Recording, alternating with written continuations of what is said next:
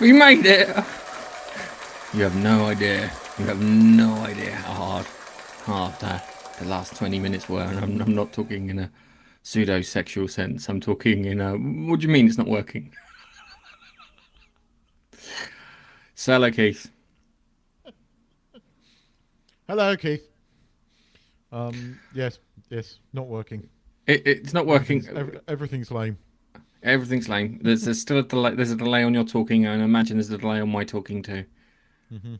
Okay, so we all look like Japanese overdubs for Godzilla films Looks like from the it's a phone 70s. call from the 1980s when you're talking to somebody halfway around the world, and you had that delay of about a second. I haven't had to put up with that for years. Oh well, today we have to, I'm afraid. But I can hear you, and I'm just going to concentrate on your voice rather than your face, which is good for my stomach. So, we've got some news to talk about this week.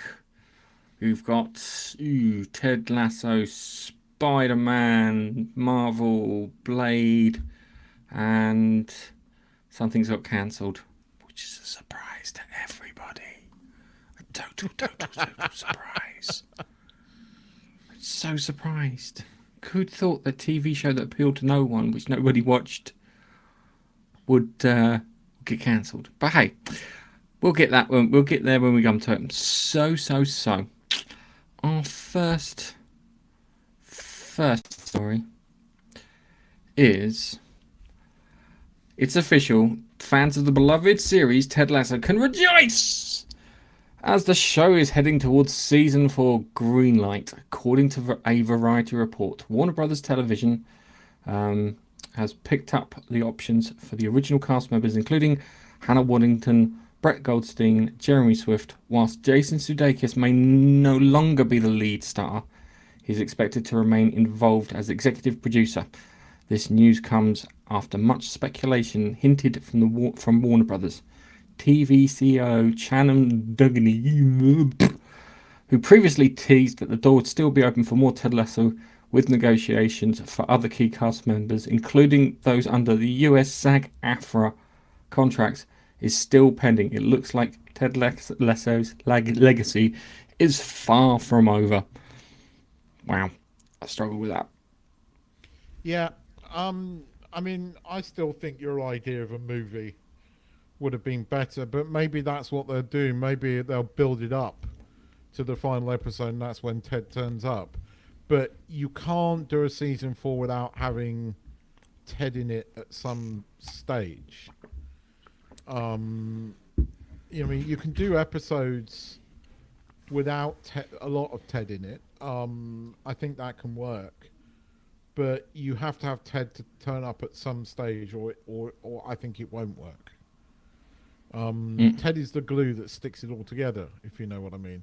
I mean, it only needs a couple of quips from him for it to be a good episode. But even in like the Amsterdam episode, where a lot of it was following, Roy Kent and what's his face and Jamie Tart, and that was a great episode, and it was a Ted light episode. But you still need a bit of Ted in there. It's funny. I've been watching Celebrity Race Across the World, and it's got one of the footballers in it, from Ted Lasso. You know, the captain. Oh Um, yeah, and I can't remember his name. They gave him the penalty towards the end. I think he's playing himself Yeah. because he's exactly fucking like his character, right, in real life. And I mean, it's only when you listen to him, like in the second episode, he was talking about the fact that he was invited to the Oval Office, that he's got a picture of him standing there with Biden in the Oval Office, that you realise quite how big this show is.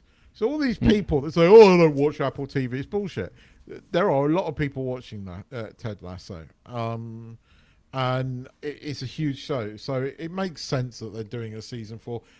I still like the idea that we had last week, though. I would have liked to have seen like a 2-hour Christmas special or something. I don't know, Mm. where they, do the Champions League and win it.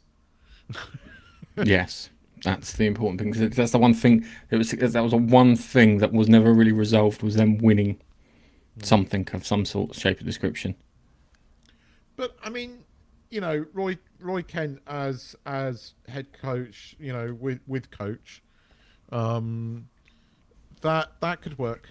I mean, it could work. You just need a little bit of Ted in there now and again. You need a little bit of Ted, even if it's like a phone call or video message a week, or Ted acts as like this sort of like voice from beyond kind of thing, where you get the odd bit.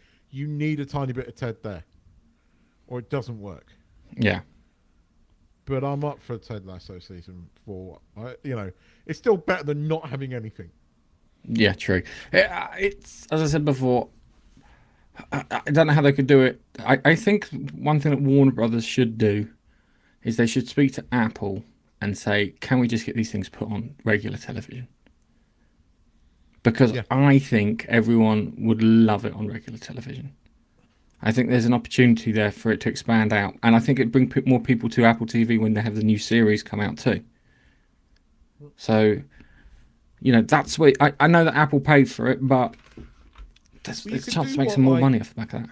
Paramount did, release the first season on YouTube or something. I mean, everybody's got bloody YouTube. You could release the first season on YouTube just to get people in. The people that haven't heard of it. But I mean, Ted Lasso has got massive following. I mean, it was in the Nielsen's every week when it came out. So, I mean, an Apple TV is available on pretty much bloody everything now.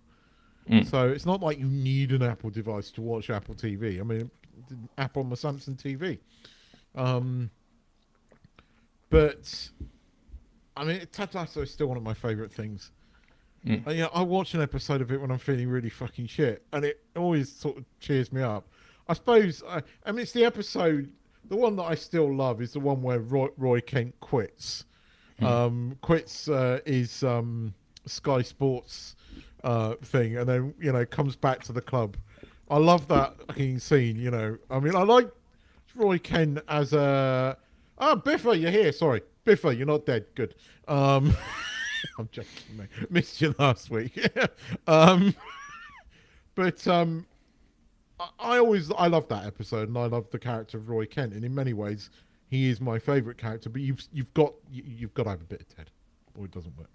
Yeah, but I think the other characters could carry it as long as Ted is sometimes in the background. That makes sense. Yeah, I mean, I love it. I mean, these days, everybody knows Ted Lasso. I mean, everybody. It's like, where do you live? I said, I live near where Ted Lasso, was filmed. They went, oh, you live near Richmond? Yes. You got random people in the middle of fucking nowhere that have watched Ted Lasso. It has a huge following already. But yeah, you're right. I mean, I'd stick it on YouTube. Before season 4, if that happens. And I think it's happening. I hope so. I really do. Anyway, let's go move on to our next story. Hans Briggs! Oh no!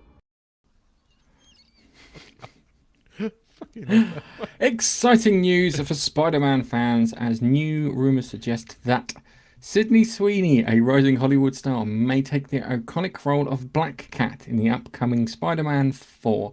Despite her involvement in the less successful Madam Web film, it seems that Marvel Studios and Sony are eager to give Sweeney another shot at superhero stardom.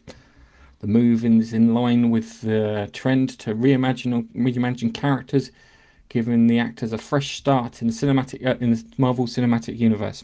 Additionally, there are talks that Daredevil Born-Again director Justin Benson and Aaron Moorhead could helm the next Spider-Man installment. While nothing's confirmed yet, the potential casting as Sweeney as Felicity Hardy / Black Cat, I don't know why I said slash, it's bracketed, could bring a fresh dynamic to the Spider-Man series. So, hang on a second. Chuck, watch now. No, hang on. So it goes like this, yeah? And then we decided to update it.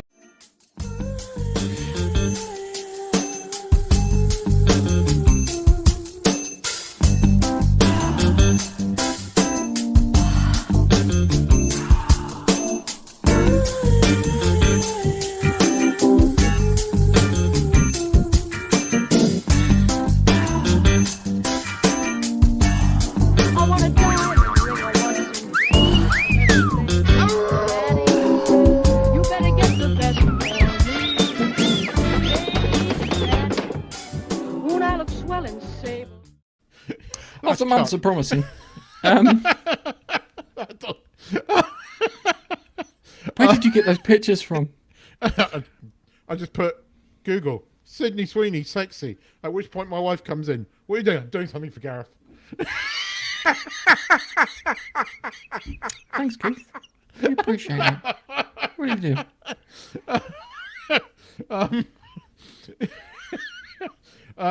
I forgot what the story. Hang on, I've got that for the Now, we are fucked. Yeah. right. Sydney Sweeney's going to place Felicia Hardy in Spider-Man. As long as we get 90s Felicia Hardy and not recent Spider-Man 2 Felicia Hardy. Even before that. I think it depends if Marvel are involved.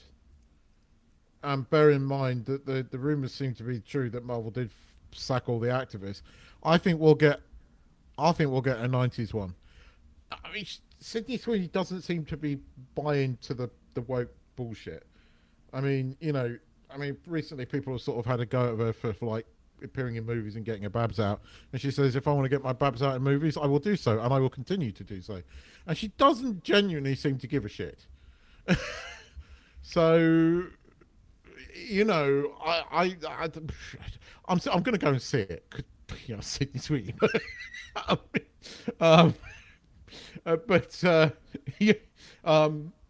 actually think it could be quite good casting. Joking aside, she's actually not a bad actress, and actually, I think this could work.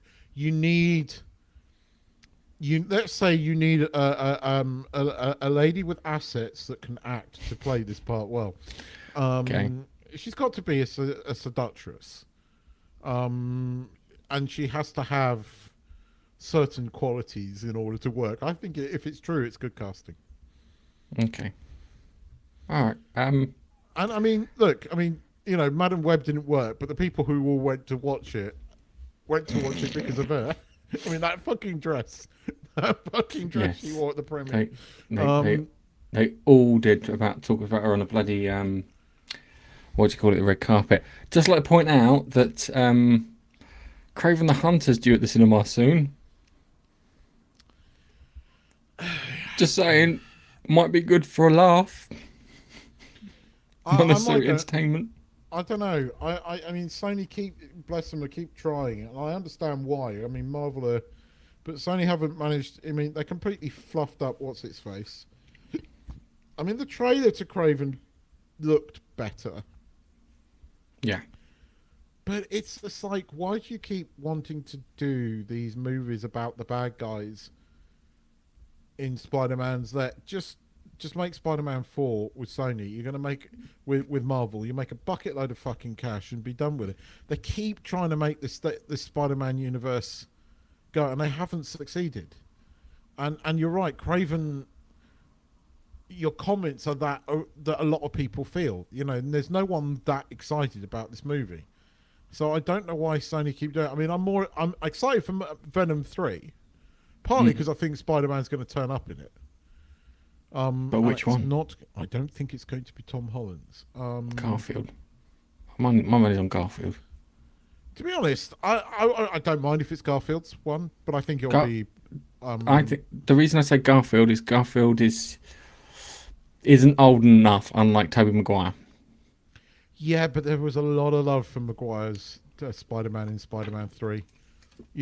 It was his redemption film, Tobey Maguire being slightly redeemed in Hollywood. There was a lot of love for Maguire's Spider-Man, and there's a lot of normie love for it. I mean, if I was Sony, I would capitalise. And there's been persistent rumours that Maguire would turn up again as Spider-Man somewhere. So,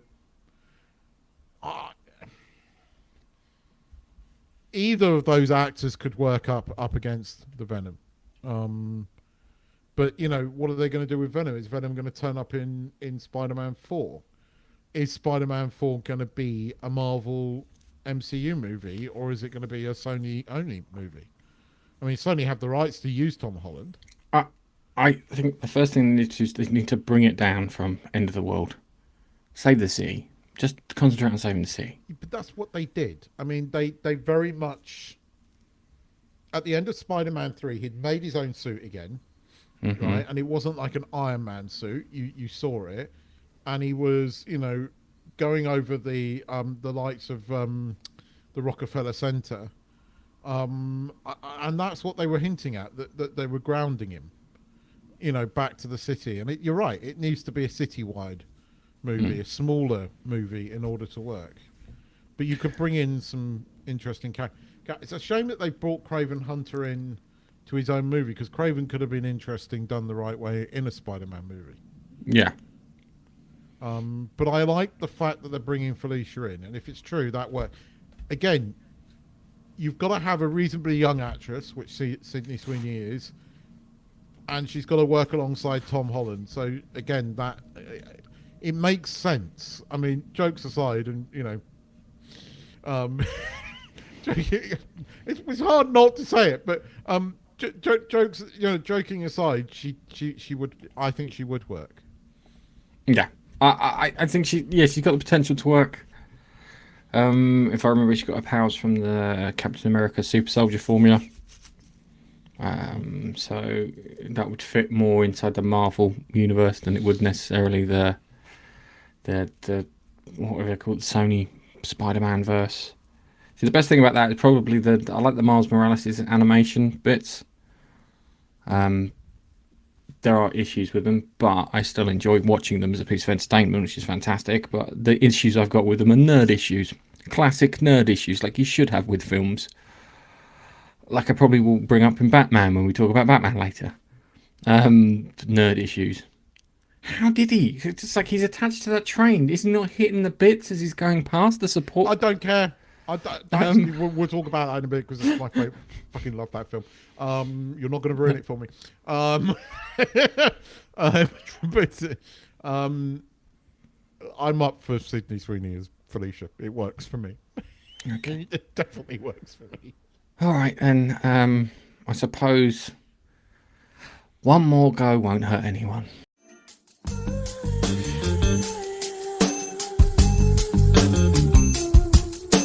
All right, might hurt me. Yeah, you're the only one whose wife is within the vicinity. Is your wife out? She's asleep. Oh, good. Good for you. Bad for me. It might hurt you. Oh dear. Look, Anyway. I made it. It was me. He made it, yes. I'm throwing myself under the bus here. Yeah. Anyway, sorry, we got completely detracted from our story. Marvel fans have something to be excited and to look forward to, as James Spader is set to reprise his role as one of the menacing Ultron on the upcoming Vision series. According to reports from Hollywood Reporter, this untitled spin-off referred to as Vision Quest will explore the return of Ultron, who first appeared in Avengers: Age of Ultron. The series will also follow Vision's quest for a new purpose after the events of WandaVision. I was going to say Wakanda Vision then. Wakanda Vision. Anyway, with Ultron's reappearance, fans are eagerly speculating on what this could mean for Vision and the broader cinematic MCU universe. The series is expected to complete the trilogy that began with WandaVision and will continue with Agatha All Along. With a release date set for 2026, the anticipated Vision Quest is already building. And sorry, the anticipation is already building. Is it? Is it? Is it? I like James Spader as Ultron. That worked. They kind of got the Ultron bot a little wrong in places. Looked a bit wonky. The what do you call it? The like drones looked more Ultron-like than Ultron. I know they tried to give him like more facial expressions and that, so you have something to look at. But it's the rumor, right? Again, I'm gonna say this. Marvel, we know for sure now that Marvel fired all the activists, right? Yeah. They know that this bullshit has not worked, right? They know that most of their Disney Plus series haven't worked. Now, here's the thing. I like James Spader and I like Paul Bettany as Vision. Right? And I admit that this, out of everything that's coming, I have no fucking interest in Agatha Harkness because it was made prior to all this, these people getting fired. So you know what's going to be chock full of. Same with fucking Ironheart. Couldn't give a shit. Personally, Disney, I'd write that fucking thing off because you know it's going to be shit, right? Yeah, do it. Yeah, get rid of it. But with everything that's going on, I think Disney are beginning to realise that we need to make some money. And we need to start giving customers what they actually want rather than this bullshit because it hasn't made any money. We've had flop after flop after flop and it ain't working.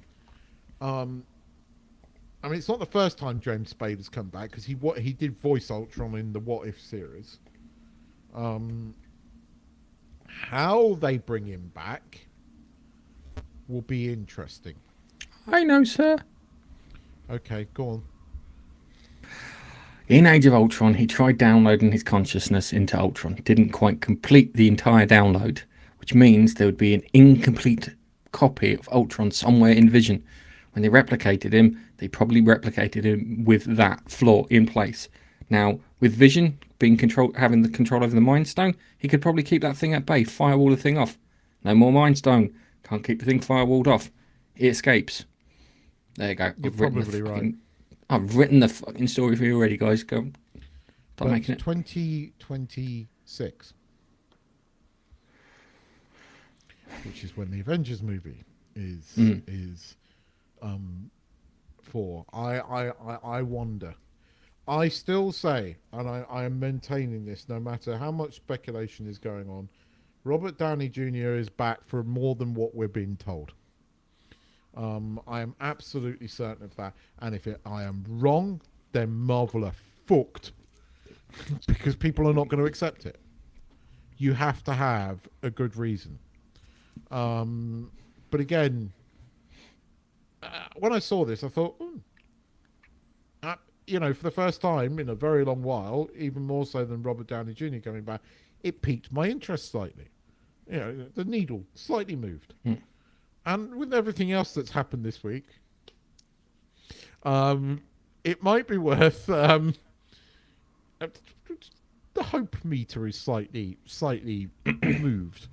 I'm not saying it's going to be good, but it could be. And as you said, I agree with you. I liked James Spader. And this could work for me. And I like Paul Bettany, as I said. I liked him as Vision. We should have had more Vision in the movies. And, WandaVision, we were robbed, really, of what Vision could have been. And it was annoying because little tweaks here and there could have made it work, I feel. And I feel that the fact that she did imprison the town, and then she fucked off, could put her on the radar for being a bad guy. And that could also work in the Avengers films. But she's a villain, but we need her help, sort of thing. Do you know what I mean? Yeah, but they killed her off. No, they didn't. If you don't see him die in front of you, didn't she die in? You did see her die. No, did he rip her apart? What, in Thingy? Yes. WandaVision? No, she after didn't. that, in the really bad Steve Strange movie. She just got buried in the temple. Okay, but that's a good point. Actually, I have to go back and watch that again. Because no one fucking remembers, Keith. There's a reason that no one remembers. Yeah, it was shit. I like Benedict Cumberbatch, and I like what person plays I Scarlet like him Witch. as Doctor Strange. That was not a Doctor Strange movie. That was a lesbian mum's everything else but Doctor Strange movie. Wasn't it Baron? Why wasn't it a Baron Mordo story? That's the thing that got me. You set it up at the end of Stephen Strange for a Baron Mordo Strange, and it's like, no, I'm not doing that. We're gonna do this thing that no one else is seeing. They got whacked by the wokey pokey stick. Not the Loki pokey stick, the wokey pokey stick. Oh, man, it's dreadful nonsense. All right, let's That's one of these. Well, well, well. The latest buzz in the Marvel Cinematic Universe involves the iconic character Blade, with rumours that Wesley Snipes might be returning to the role that made him famous. According to recent reports, Marvel Studios is potentially moving away from Mahershala Ali, who has been attached to the Blade reboot for years but faced numerous production delays. The reintroduction of Wesley Snipes as Blade in the recent Deadpool Wolverine film has fueled speculations that Marvel might be considering a new Blade movie with Snipes at the helm, possibly replacing Ali. While nothing is yet confirmed, the idea of Snipes reprising his role has generated significant excitement amongst the fans.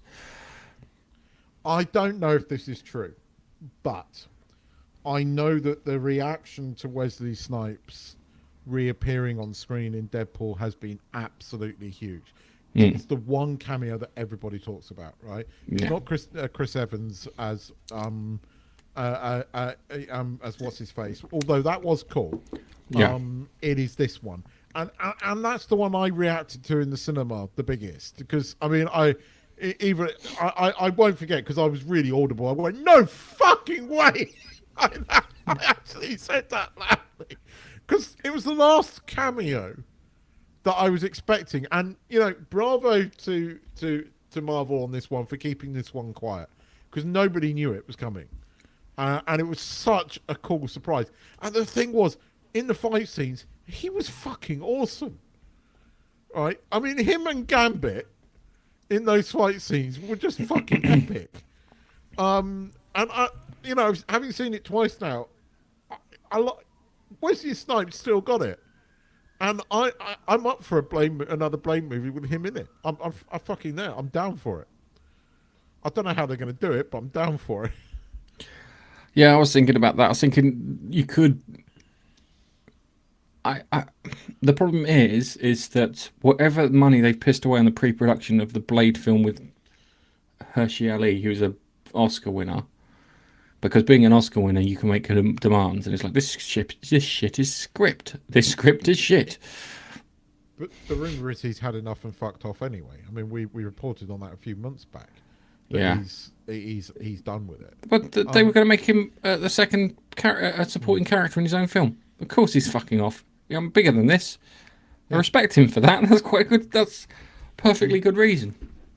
And I mean, it's not going to harm him. I mean, you know. But the thing is that the buzz for Snipes was huge, and you're going to get the odd person that's going to fucking bitch and say, "Oh, he's the next convict." But these people are being quiet. It's for tax evasion. That's the one crime I can understand. I mean, there was a lot of love for Snipes, and from the normies as well. It wasn't just us nerds. Yeah. There were a lot of, you know, this is how I gauge things. Like, if my sister and her boyfriend fucking like it, that's normies, right? And, you know, both went bonkers when Wesley Snipes appeared. So it's like, well, based upon that, you know, I can use that as a gauge, as a, you know, a litmus stick to see what people are thinking. And it was huge. Snipes was probably the most talked about cameo in that movie, and he's one of the best things about that movie. Certainly the best cameo. And don't get me wrong, I actually really enjoyed Gambit. I thought his Gambit was a great joke. Gambit as a joke was one of the funniest jokes. He was a joke, and his accent was a joke. But when he actually starts fighting, right, and he's doing all the Gambit moves and stuff, you're going, actually, this could fucking work as a movie. Oh no, not with it. No, it's not with the accent. Fuck is your diet? But the fight scenes were really cool. Okay. Right? But the action scenes with Gambit. So if they actually put Gambit in as a proper character, not a joke, right? That could work. I know Gambit was a joke, but it could work. And look, but yeah, Wesley Snipes, he was awesome. And yeah, I'm up for another Blade movie. I'm up for a Blade movie with him in it. And I'll tell you what, again, if Marvel did that, their cred would go up. And then, people will go and see it. Lots of people will go and see it, right? And then there won't be any more talk of superhero fatigue. Because it wasn't superhero fatigue the reason Marvel hasn't done well the last few years. It's woke, stupid, fucking politics bullshit fatigue.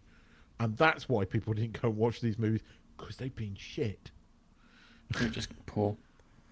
It's poor production, poor everything, really, all across the board.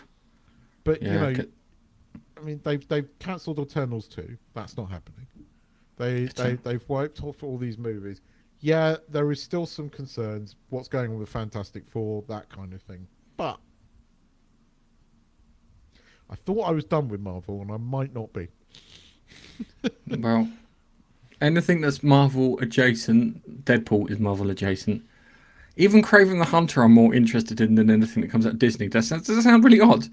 That I want to watch it because I know it's going to be a bad film and could be entertaining because it's a bad film. I'm hoping it's going to be entertaining because it's a bad film.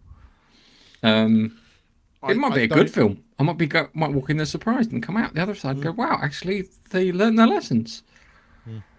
But I have no idea what they've been thinking in the last 4 years, ever since Endgame.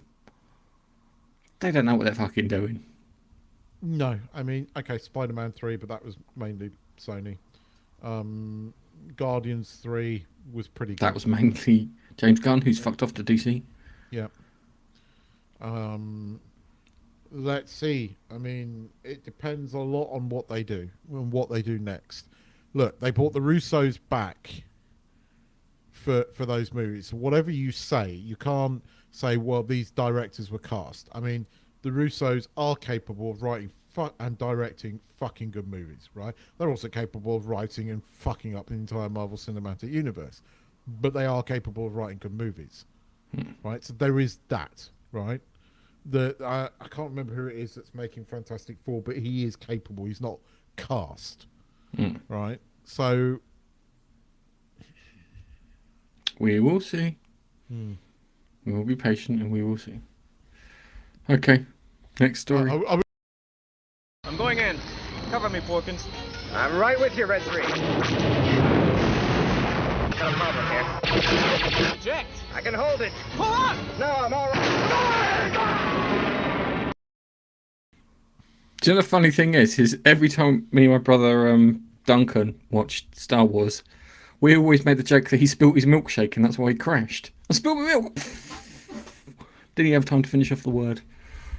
Hang on a second. Sorry. Wow. There's a surprise to nobody. The Star Wars universe has hit a road hump as the Acolyte, a Disney Plus series set centuries before the Phantom Menace, has officially been cancelled after one season. Despite high hopes for expanding the Star Wars lore, the show struggled with viewership, culminating in what is reportedly the lowest rated finale for any Star Wars series on the platform. The series was led by showrunner Leslie Headlamp, or Lesbian Headlamp, or whatever the fuck her name, Harvey Weinstein's former assistant, so she knows she's got dirt on people, and was intended to explore the era previous to the unseen live action thing. Anyway, the Old Republic. Knights of the Old Republic. Everybody just wants a fucking film of Knights of the Old Republic. You got 1 and 2. There is enough in there for the first game to be about 3 seasons and the second game to be another 3 seasons. There is enough story there that is already pre-written. Yeah, and the great thing is you can cast a man or you can cast a woman because you had choices in the game. I mean, when I saw it, it didn't hit the mainstream media first. It was on some dodgy freaking message board on Facebook when I woke up on Monday morning. I was like, and then it hit like Digital Spy. I mean, then the BBC carried it, and I was like, okay. I just started laughing, right? But fucking hell, some of the media stories this week, the media lies. I mean, it's just outright lies or spins things to the point where it's just stupid, and I don't know why. how does Disney still have this power? They got no fucking money because they're not everything they make is flopping. So how do they have this power? Everything led with, we can't believe that this has been cancelled. This was the biggest launch of Disney this year. This year, it reached 4 million views in the first day. 4 million views, right? That's fuck all in England. And Disney Plus is everywhere around the world. Literally, it is world fucking wide. That's nearly 8 billion people, right? Of which 1 billion of those subscribe to Disney fucking Plus, right? So 4 million is absolutely fuck all, right? And when you look at Mandalorian Season 1, which got something like 16 million views on the first launch, no one watched this. Everybody thought this was dumb. Everybody hated this fucking show, right? And they're having a go. I mean, the latest is, you listen to all these boys on the internet, you listen to them. They got this show cancelled. Do you think, right? Do you fucking think, I'm talking to you fucking loners in your room that are thinking, do you think if we had that fucking amount of power, right, that if we had that kind of power, Picard Season 4 would be on now. We don't have that power, right? We don't have that power. It's the normies that designate what happens and what doesn't happen. And There's the no normie normies audience. hated it because it was dumb as fuck. Push the wokeness aside. The wokeness was so stupid that no one hardly notices it because it was dumb. It was just really dumb. Fires in space.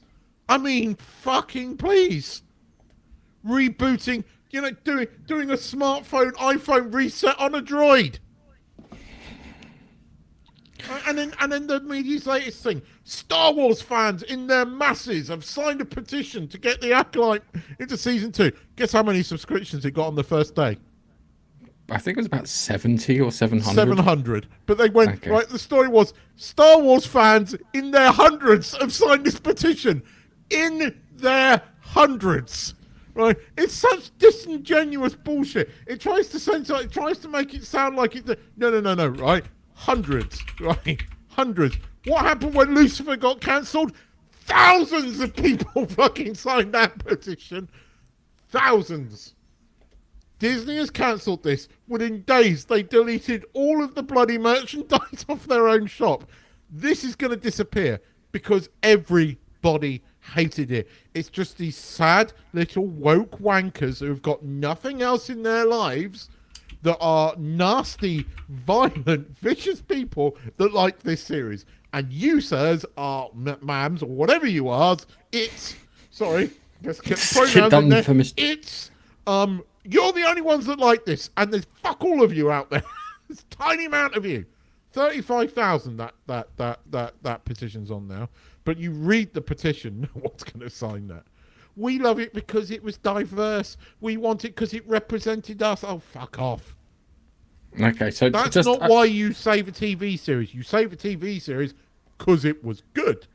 So on change.org, the petition to save The Expanse was 138,493 signatures to save The Expanse. So yeah, it was. That was a bit. Bleh. It just, I can't stop laughing, and I can't stop laughing at all these fucking simps that keep making these videos, going, it's the trolls, it's the people. Oh, this was review bombed. It was not review bombed. Even mainstream media is saying it was review bombed. It was not review bombed. It was normies saying it was shit because it was. And there's no matter, you can't spin this. You can't spin this. You can keep on telling people out there that it was just people like us on the internet slagging it off, but everybody knows that's not true because normies hated it. Okay. And all you're doing is making yourselves look dumb. So Digital Spy and all the others, go fuck yourselves. You're liars, and you know it. Sorry. I think that what they've done with Star Wars now is you're going to just find that whatever the next Star Wars thing that comes out, good or bad, it's gonna get really low ratings. Star Wars Theory's reaction to the Skeleton Crew I found quite interesting because he liked the trailer. And take the suburbia bit out of it, which doesn't look like Star Wars, and take the Goonies side of it. I think that trailer has appealed to more people out there than we think.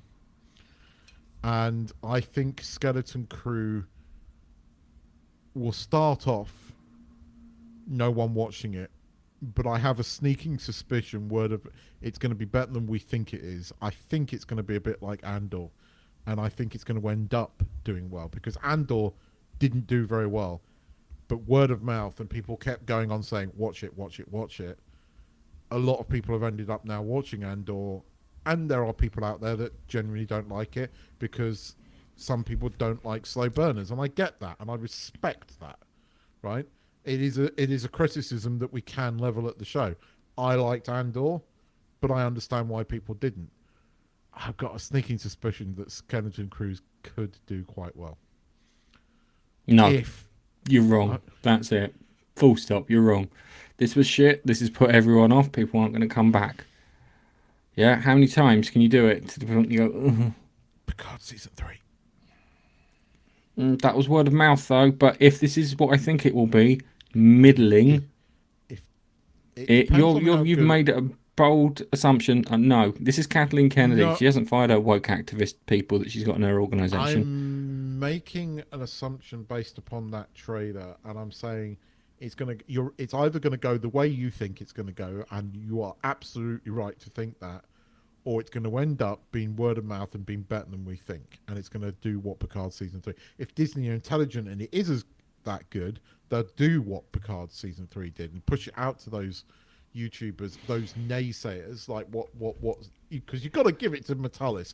He knew what he was doing, right? And so time will tell. If Disney are intelligent, they will give it to a couple of those biggest mouths. They'll give it to Critical, give it to Gary. See what happens. Give it to Theory. Give it to Star Wars Theory. Give it to them, and then we'll know. The trailer, I didn't dislike it. I didn't like the beginning. I didn't like the suburbia, but it did give me the Goonies feel. It did. And I like the Goonies. I love that movie. I still love that movie. And it did have those feels, but you're right. You're probably right. I'm going to say you're probably right, and I am probably wrong. Okay. So you can play that video now. No, it's fine. I think it's time we time to look at the comments. Chuck was in here first. Hi, Chuck. And Chuck is paying for Iceland. Even though he put V in Iceland, I imagine he's packing and typing poorly at the same time too. Yeah, we saw the volcano too. Tanith's been keeping track on it. Talking of Tanith, second in there. And then, yeah. Didn't realise we started. It's not like we don't live in the same house.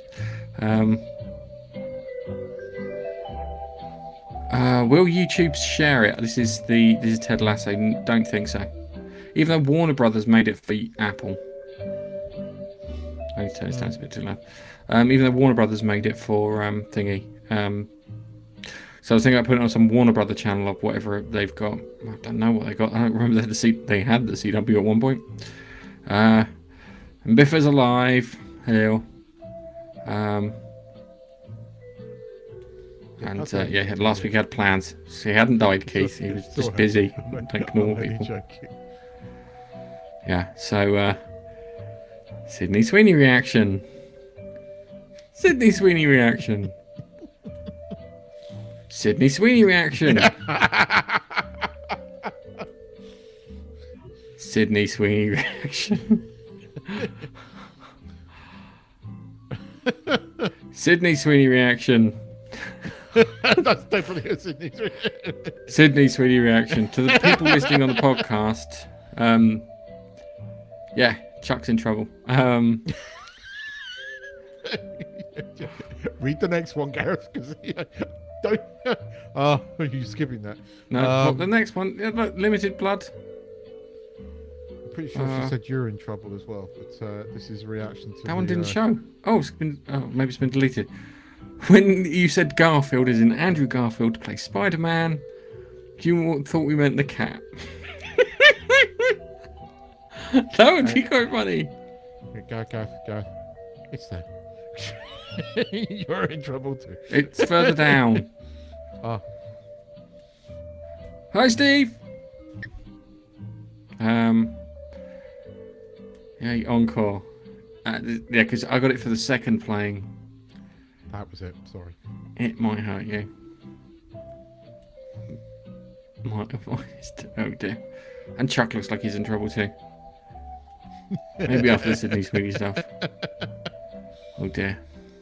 And then I'm gonna say that's a Sydney Sweeney reaction there too. Preparing. Oh.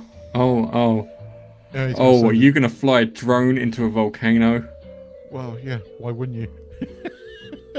He's redundancy man. He's got like 3 of the same fucking drone. He might as well use one of them up on something worthwhile. Put some like runes on it and like some kind of things like it's going off into the afterlife. And then we get a lull. So that'd be. I want to see. I'm desperately. I think I showed you a video when I was on your podcast for the 2K droning where we had that.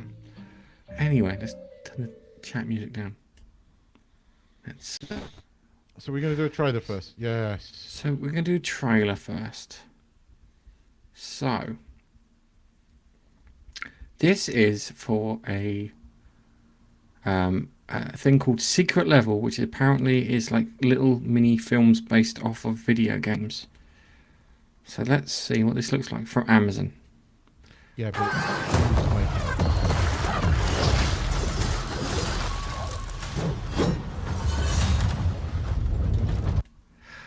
Warhammer. It's good. Good start. Good start. It's time. This world has waited for your arrival.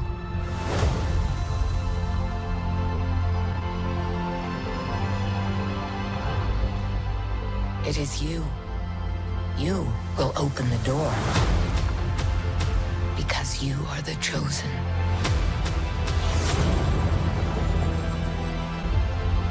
All those moments.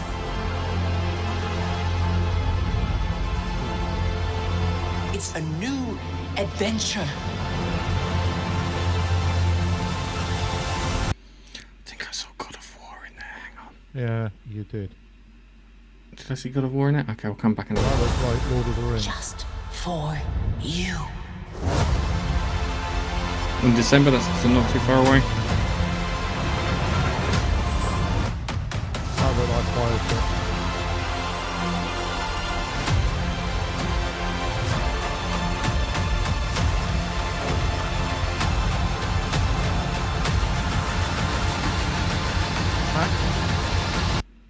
We can go back Definitely through got that.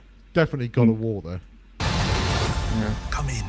You have a game to play. I'm kind of I really liked some of the Love, Death and Robots stuff. I liked sort of like the fact that they're all different sort of videos in there, but we got some continuing. I really enjoyed that Warhammer. Okay, so we've got Warhammer, something unreally. Yeah. Okay. Well, you're right about Warhammer. PlayStation's. So it could be Bioshock, Dungeons and Dragons. Dungeons yeah, Dragons. Outer Worlds 2. I was worried for a moment because I looked at it and went, oh my god, don't be Starfield for crying out loud. Pac-Man. Pac-Man. Honor of Kings, never heard of that one. Armored Core, yeah, heard of that one. I know that. Mega Man, yep. Yep. Exodus. Yeah. No, know that. Splunky, yep. Crossfire. Concord. Ooh. Well, come on. I mean, they weren't all good. The Love, Death and Robots. So, Yeah, I know. Concord is like the woke versions of Guardians of the Galaxy crossed over with Overwatch. Okay. Sifu, which is Nigel's kind of thing there. Okay, we've got some interesting things. I'm just going to let this little bit run in slow motion to see if we can spot anything Well, that there. was Pac-Man. So, yeah. The Love, Death and Robots things was great. Yeah. Absolutely fantastic. Really enjoyed Love, Death and Robots. It always had it was good because if there was one shit one in there, you just, as you said, you just go on to the next one. It was fine. The Killer Drift was one that sticks up in my mind as one of the ones that and there was another one that also stuck out. I can't remember. Because of the people who are behind this, right? I'm interested in it. I will potentially watch this. I don't particularly like watching anything on Prime. Because I don't like supporting Prime because Rings of Power, among many other things. I might watch this. You might have me in for this. Yeah. Because the other thing too, it's a good way to gauge people's engagement with these, if that makes any sense. So people will be going to be more interested in watching kind of properties based off video games, etc. See, I'm tempted to buy that monkey game that's just come out because it does fucking look beautiful. It does look quite kind of beautiful. And I know the story that it's set in, so I really don't like that journey to the east or journey to the west, whatever it is, story with the monkey and the monk who enslaves the said monkey. Even though there's probably it's massive, and I probably only heard the bits I don't like, but I never liked Monkey Magic on BBC Two. That's what that's based off of. I know there's lots of things based off it, but I mean, I went to the show with that Damien Albarn did with after the Olympics, and that was amazing. I'll never forget that. And I've got a lot of artwork from that show. You mean the gorillas, not the same as the monkeys? No, Hey, with the monkeys. It was Journey into the West. It was basically Damien Albarn and the guy who did all the animation for the gorillas did do you remember the 2008 Olympics? The BBC, he did the opening to that. Well, they did a show off the back of that, and a good friend of mine bought the. I've got the record of it, and it came with a lot of artwork. Amazing LP, vinyl LP, and it had all this amazing artwork. And I've got like illustrations of the monkey and other things, and the game does look kind of impressive. We're talking about gaming on Monkey Nut Punch. Before we I want to bring something up quickly because I want to talk to you about it because you kind of made a recommendation to me, like, and I didn't know about it until literally last week. I had no fucking idea that Sylvester Stallone was in a TV series 2 fucking years ago. New one's coming out in September. I have no idea, but I fucking immediately fell in love with this series. I mean, I really, really enjoyed it.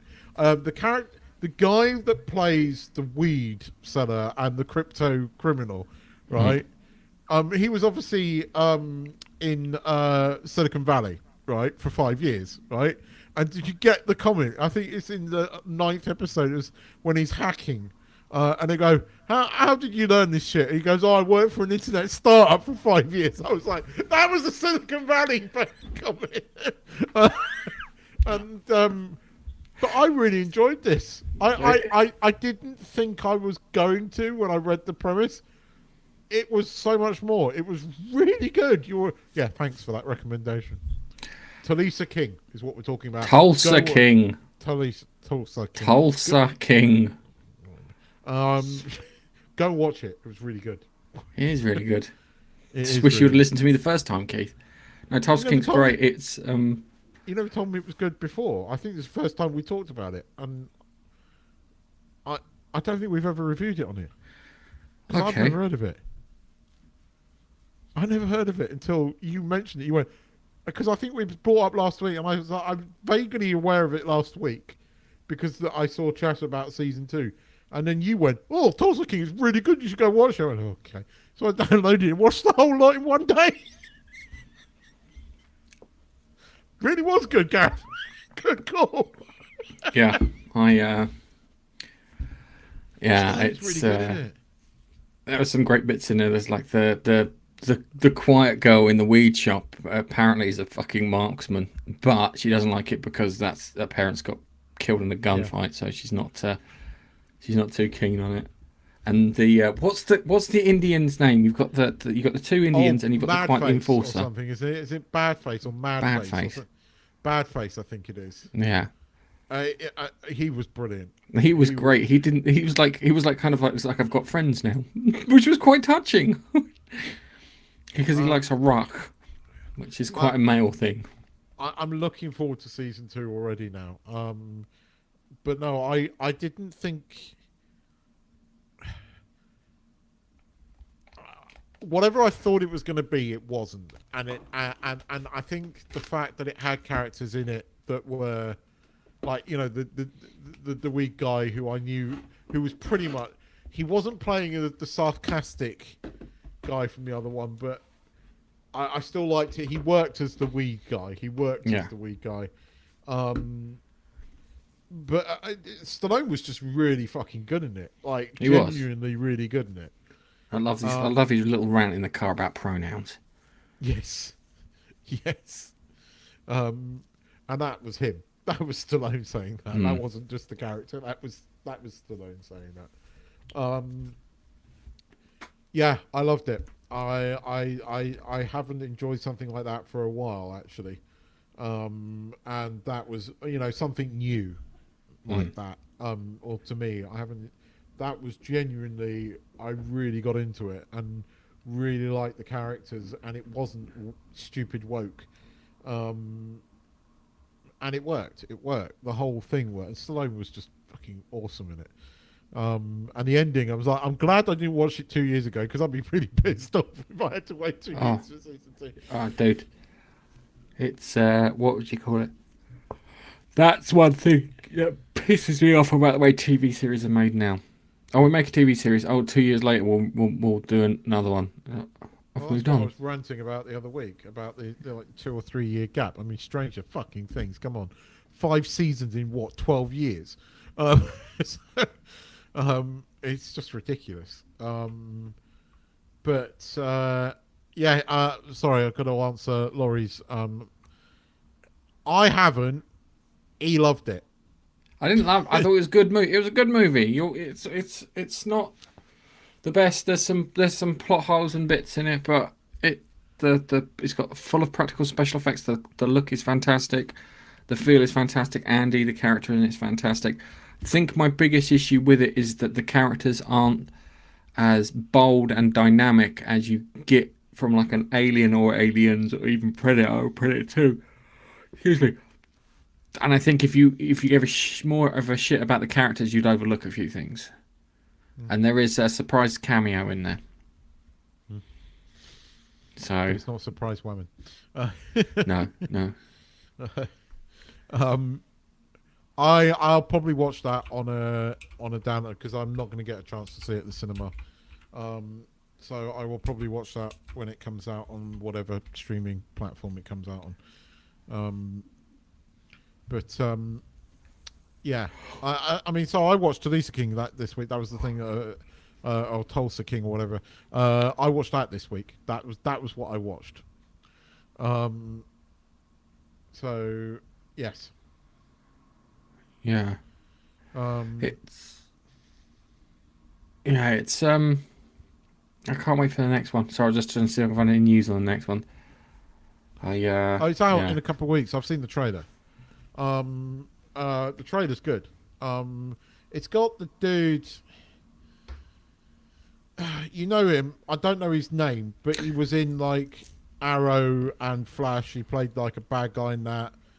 He was in Star Trek First Contact as the helmsman that gets Borgified. White hair, piercing eyes. He's obviously a bad guy. Oh, well, yeah, I know his and it name. works. Oh, yeah, he's an open conservative in Hollywood, which is unheard of. Yeah, no, the other one was the there's a guy called Dominic Lombardozio. I'm gonna say he plays the son of the thing, and he was in Reacher. He was a good guy in Reacher, and you don't know who he is until he takes He's the copper. He's the copper. Yeah. In Reacher, yeah. Yeah. And he takes his wig off at the end. You go, I fucking knew it was you. That's what I had when I watched Tulsa King. Yeah, but then Dwight calls him Kojak. Doesn't he? I loved that Kojak comment. That was great. That was a fucking great comment. I like that. Look, it's Kojak. And take your Kojak ass and fuck off back to New York. No, I mean, Stallone has always played hard men, but he works as a mafia boss. He does. He works well in this. It just works. Yeah. Really liked it. Real good call. Right. So, we have been doing Chris Nolan films, and we have done Memento. We have done Insomnia, which was actually surprisingly better than I thought it was going to be. Yeah. We're on to the first Nolan film that every mofo has seen, Batman Begins. And I'm just going to put it out here. Fucking love this film. Yeah. Look, right. Despite everybody going, how many more times are we going to see, Bruce parents gunned down, Bruce Wayne's parents gunned down? We've never actually had a Batman origin story on film. We've never had that until Batman Begins, right? It was Batman in his prime in Keaton's time and, all the consecutive movies. This was the first time we got a proper origin story. And I'm going to put it out there. This is probably my favourite superhero origin film. I mean, Iron Man is good. This is better. He puts it together so it makes sense. If that makes any sense. So it's because it's like kind of it's sort of like we know his parents were gunned down, blah blah blah. Uncle Ben got shot, blah blah blah. But you also get this is where he gets all his stuff from. This is the guy he goes to get his thing fixed. And Lucius Fox was a character from, I think he came from the animated series. He was the one who fixed the Batmobile. Yeah, because Batman's got to fix the Batmobile. He's out there fighting crime. So he sorted out Lucius Fox to sort out the Batmobile. I'm sure he's like Harley Quinn and he came from the series. But the thing go on. So carry on. I'm Googling. The thing that I like about this, it's grounded in some reality, but Gotham is not immediately recognizable. I mean, there are certain scenes in Gotham that I know are London because I've been there. And I know most of it was filmed in London. There are a couple of scenes where, again, I know it's Chicago. But for the most part, Gotham is not recognizable as any other American city. And with the monorail that runs through it gives a comic Gothic twist to the city, which works. I'm going to argue because the scenic shots, they're all Chicago. But they're not instantly recognizable when you've got Wayne Tower in the middle. Oh, You've got that three-story. For crying out loud! Yes, Chicago the loves bridges. a bridge. I'm saying there are scenes in there where it's but it's not like The Dark Knight where it is just Chicago all the time and you know it, right?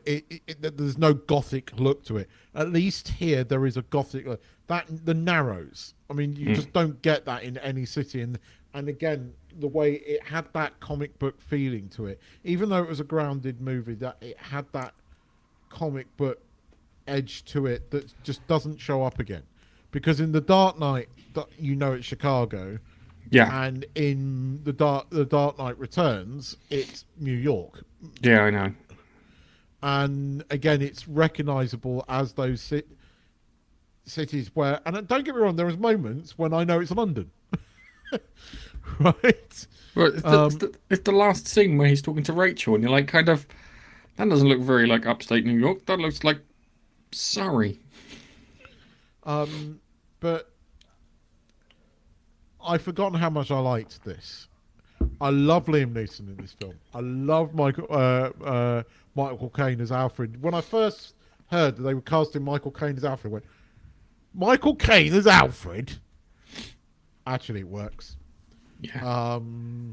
Christian Bale as Batman. I mean, it's predominantly English cast. Christian Bale as Batman works in this film. Even fucking Katie Holmes is good in this film. It's just such a. I mean, for Falcone, English. Cillian Murphy, Irish. Yes, but he was great as Scarecrow. You see, the trouble is, right?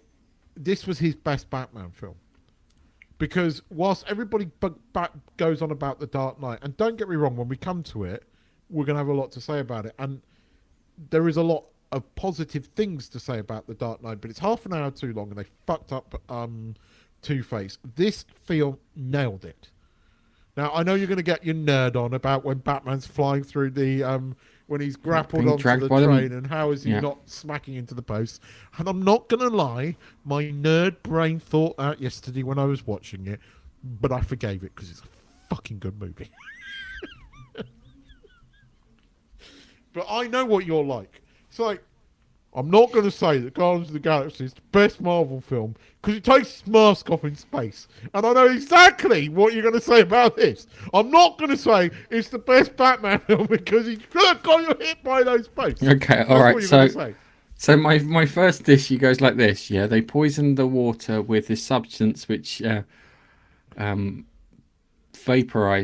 when microwaved. Yeah. So any fucker microwaving a dinner where they've added a little bit of water is going to be tripping fucking balls for the entire evening. Was it powerful enough? Is a microwave oven powerful enough to do that to water? That's all that it does. Heats up water. Yeah, it boils it, but it doesn't fucking Have you never pulled anything steaming out of the microwave? Yes. Could you imagine that? Just gonna make little Timmy a lasagna. Oh yeah, because the other thing I forgot was that the kid that plays Joffrey's in this fucking movie. Yeah, I saw him and I went, I know him. And I was like, I'll look him up in a bit. But yeah. He played. Yeah, his next role was an evil little cunt in Game of Thrones. He did well because I always struggle with child actors. You know, they either irritate me or they don't. If they don't irritate me, they've done a good job. But I mean Gary Oldman as Gordon, again, just great performance, and Liam Neeson, the twist that Liam Neeson is Ra's al Ghul, and it is an hour. That was a twist. It looks like Ra's al Ghul. Was Ra's al Ghul long? That was the one thing. That was the one thing that That wasn't a twist to me. Oh well, it was to me a bit. But the fact is, it's an hour before Batman turns up. Okay. I watched it. I timed it because I thought, this has gone on a long time. We don't even see Batman, and I wasn't bored. Yeah. The whole origin of it all, and the fact that he's trained by the League of Shadows. Again, it's not the comic book origin. It's.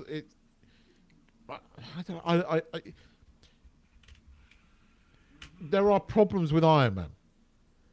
Iron Man is a great origin story, but arguably the bad guy is a bit weak, and it's a bit obvious. You can't say that about Liam Neeson. Don't get me wrong, Robert Downey Jr. was fucking amazing, and it's a great movie, Iron Man. But it is the Robert Downey Jr. show, whereas this allows space for the other characters. You get Alfred, and you get those quips from Michael Caine. You get Gordon. You realise why he likes Gordon. Each character, the main characters get their moment in the sun, if that makes sense. I think that the edit kind of screws up the pace a little in places. Just a few places here and there. I think it's like Like the thing with the bats, yeah. So he calls the bats in, he uses them to escape, yeah. He then gets out, he runs out, and then all of a sudden he's by the car. It's a bit fucking jarring, edit-wise, yeah. It's like smash cut, boom. Here we are. I'll take it. Don't worry, I'm not gonna say a word. We'll sort her out. It's But then you get that car jumping across the roofs and knowing that it's actually doing that, which it's a practical effect, and it's the real tumbler actually doing that. I love that car. yeah. Oh, that, what do you call it? The bit where he's driving it around in the big hangar. That's just round the corner from me. I know. It's like that way over there. It's Leavesden, isn't it? No, not Leavesden. No, it's Line. Line. Yeah, that's what I meant. It's Line. Leavesden. Yeah, no, Leavesden's Harry Potter. I was getting confused. They've got they had the other one near Peterborough, which is the air Zeppelin. I'm gonna call it a Zeppelin hangar, the airship hangar. For the bit where he's dropping him off the roof, because that was done real. There's still a little bit of timey-wimey stuff in this, like, it opens with him already sort of in jail, and then he flashes back to find out how he got there, and there's still like typical Nolan timey-wimey stuff in the film, but it's dialed down in this, and it works.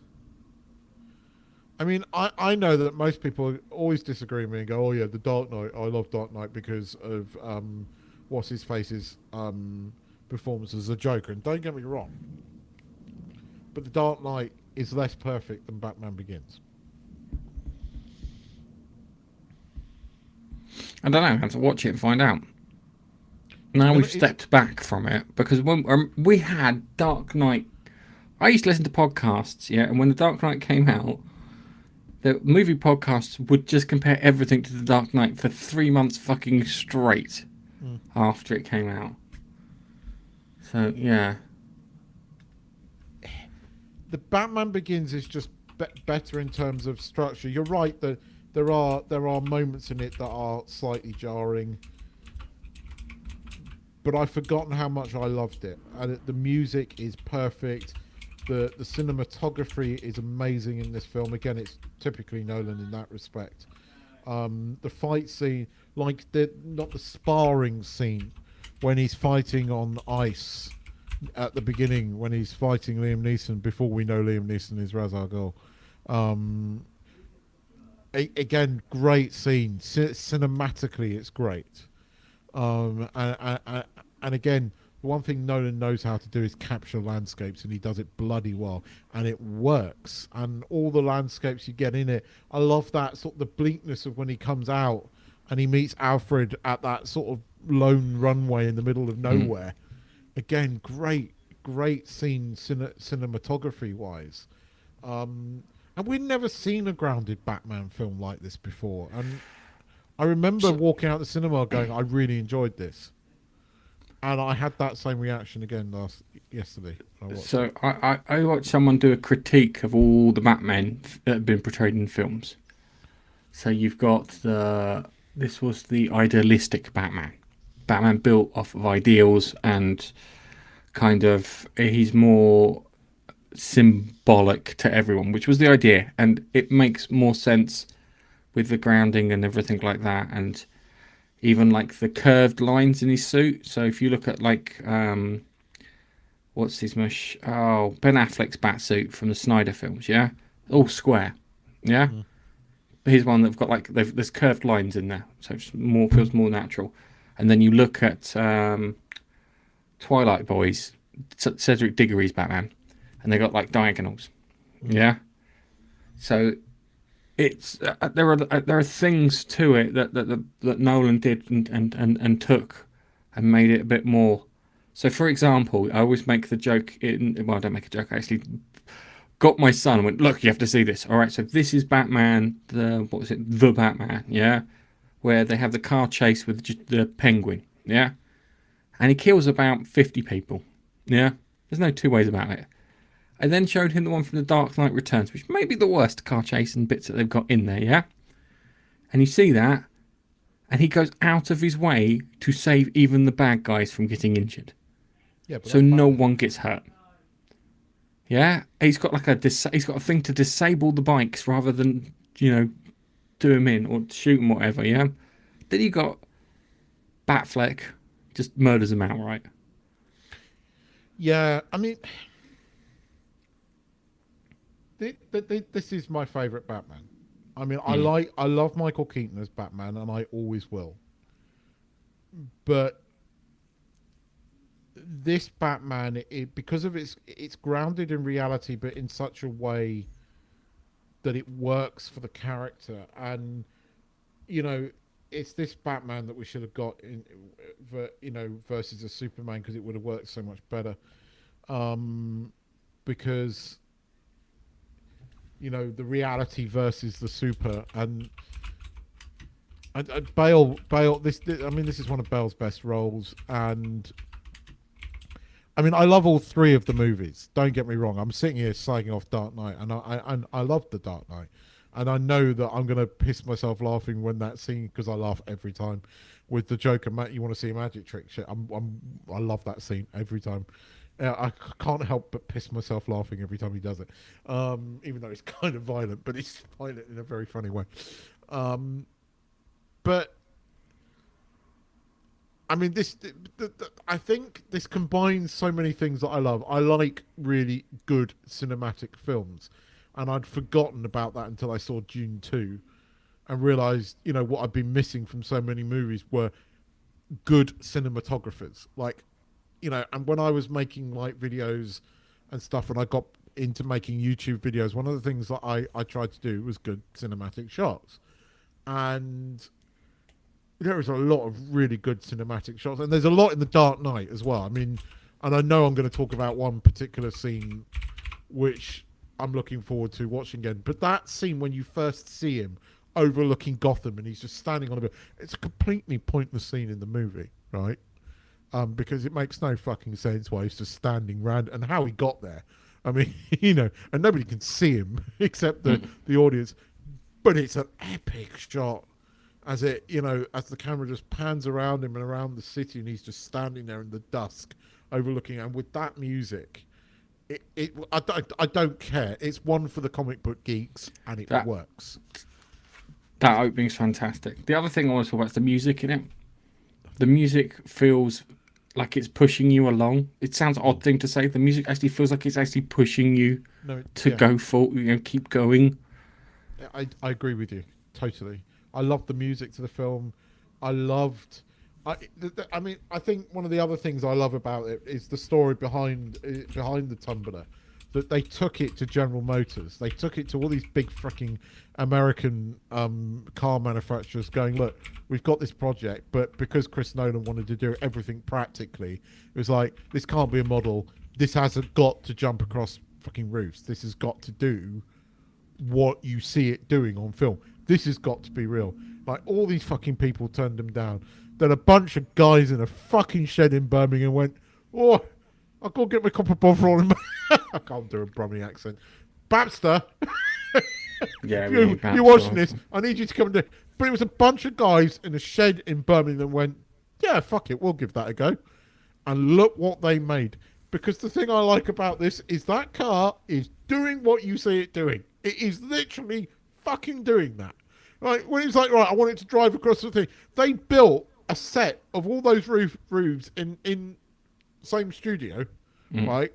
And it's driving across those rooftops. When it's leaping, that is a rocket on the back of that car propelling it. It's real. And I love that. I liked it because they managed to do everything apart from that. It's like one thing goes. Chris Nolan was like, I wanted to open up and the guy to come up and down in it like that, and they were like, why the fuck would we do that? And I'm like, they were like, all right, fair enough. We enjoy a challenge. We're going to do it. Just another thing, the soundtrack. Yeah, if you pull the soundtrack list up and you go from tracks 4 to 9, it spells the word Batman.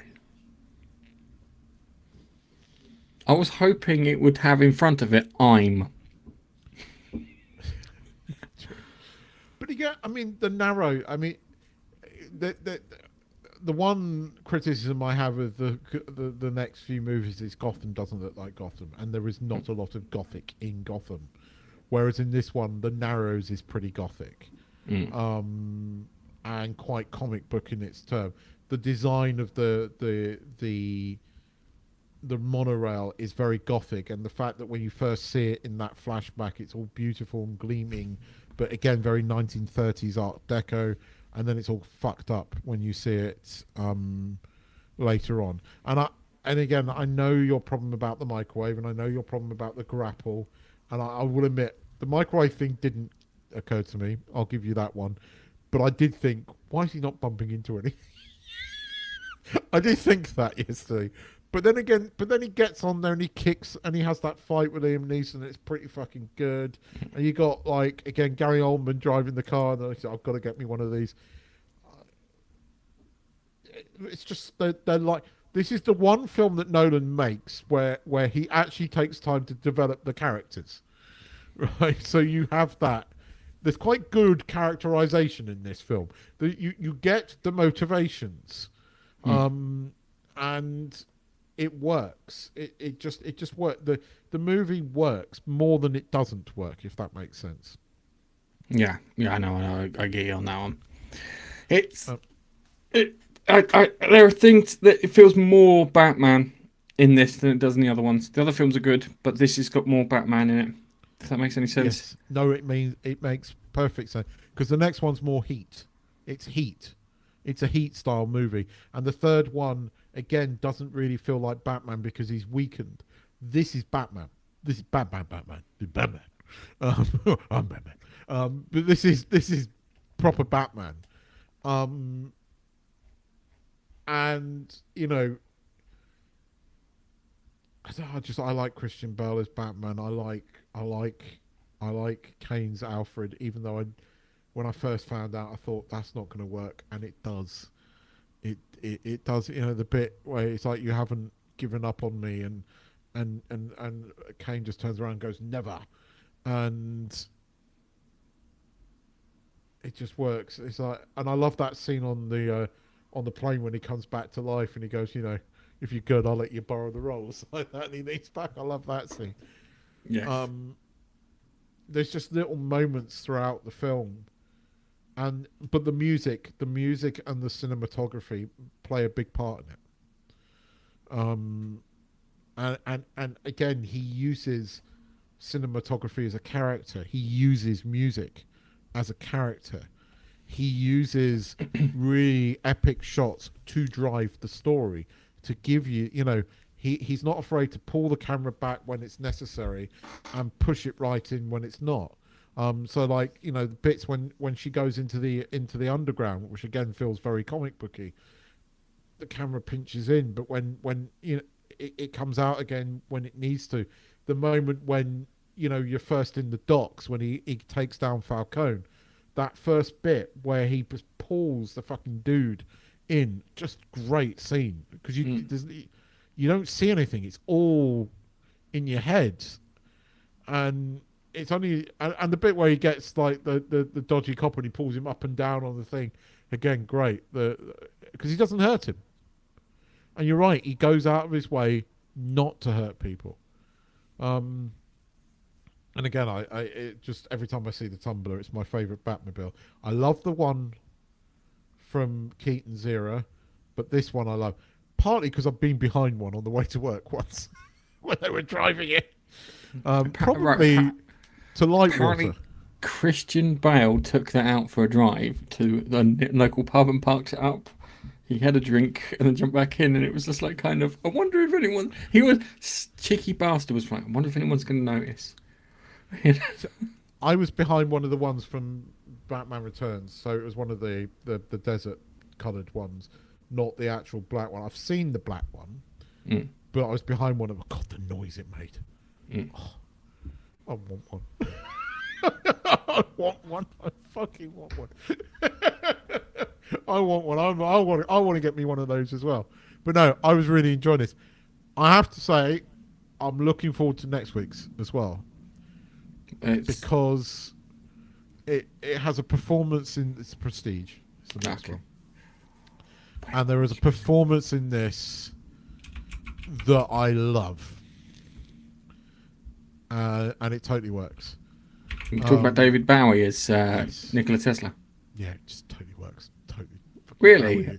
I love Bowie as Tesla. It's really good. Go and watch it. You'll get what I mean. You haven't seen it for a while. Again, do you know what? This is ironic. He made this a year after Batman, right? Who's in it? Christian Bale, Michael Caine, right? They're all the same people. Yeah, that's. I know. I'm trying to figure out where to watch now. Shit. I've got it on HBO. I don't know. All of Nolan's films now from now on in are on HBO Max. No. I bought a Now TV subscription to carry me through to the rest, but Prestige is the only one that's not quite in that list. All right, cool. Let's park it here, I think. Yes. So, yes. For those still with us, thank you very much for watching and sticking with us. We will be back next week where we'll be talking about the Prestige, whatever news has happened in the world. On that note, it's goodbye from me. It's goodbye from me, but I think one more time. Oh, all right. Just because.